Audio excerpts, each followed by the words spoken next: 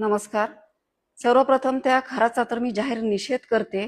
त्याला तर फाशीची शिक्षा झाली पाहिजे या मताची मी आहे.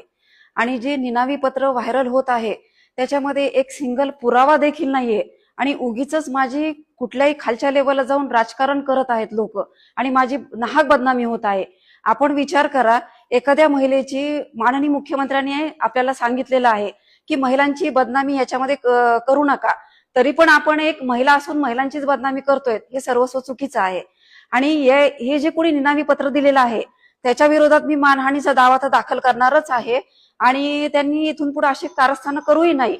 आणि दुसरी महत्वाची गोष्ट, त्याच्यामध्ये जे सुनेत्रा वहिनींना माझ्याकडून धोका आहे, खरंच हे खूप हास्यास्पद आहे.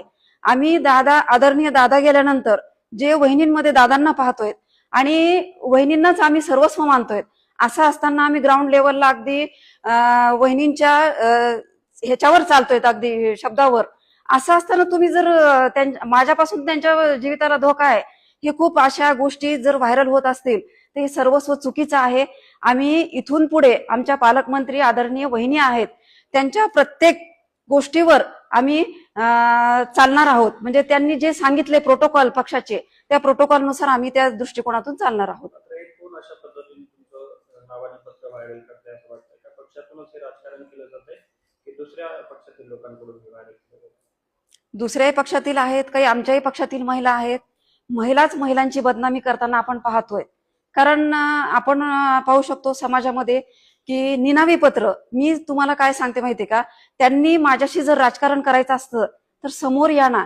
मी प्रत्येक तुमच्या मार्फत, तुमच्या सर्वांच्या मार्फत त्यांना उत्तर देऊ इच्छिते की एक सिंगल पुरावा मला त्याच्यामध्ये दाखवा. तुम्ही एवढं मोठं पत्र दिलंय, त्याच्यात काही त्याचा अर्थ नाहीये आणि त्याच्यामध्ये तुम्ही एक सिंगल पुरावाही दाखवलेला नाहीये आणि उगाचच ते एका महिलेची नाहक बदनामी तुम्ही करत आहात. बीड जिल्ह्याची त्याच्यामध्ये बदनामी होत आहे, महिलांची बदनामी होत आहे. हे सर्वस्व चुकीचं आहे, त्याचा मी जाहीर निषेध करते.